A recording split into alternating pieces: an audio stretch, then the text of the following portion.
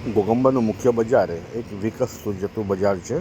ત્યારે ઘોગંબા ટ્રાફિકથી ધમધમતો આ એરિયા છે અને ઘોગંબા ટ્રાફિકથી આ ધમધમતા એરિયાની અંદર કલંકરૂપ તમે જોઈ શકો છો.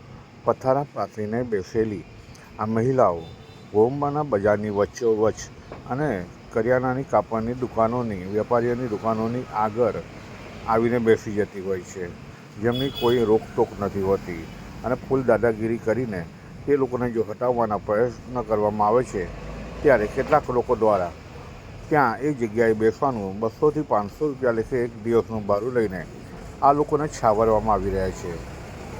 ટ્રાફિકથી ધમધમતો સતત રહેતો આ ઘોગંબાનું મુખ્ય બજાર તમે જોઈ શકો છો, જ્યાં ખૂબ જ હેરાનગતિ લોકોને થતી હોય છે. રોડ વચ્ચે બેસીને આવતા જતા ટ્રાફિકને અડચણરૂપ આ મહિલાઓ શાકભાજીના પથારા પાથરીને કેટલાય સમયથી બેસી રહેતી હોય છે. આ મહિલાઓ ઉપર એક્શન લેવામાં નહીં આવે તો જથ્થેદારે ખૂબ મોટી જાનહાનિ પણ થવાના સંકેતો મળી રહ્યા છે, કેમ કે ગાડી પાર્કિંગ માટે કોઈ જગ્યા નથી બચતી.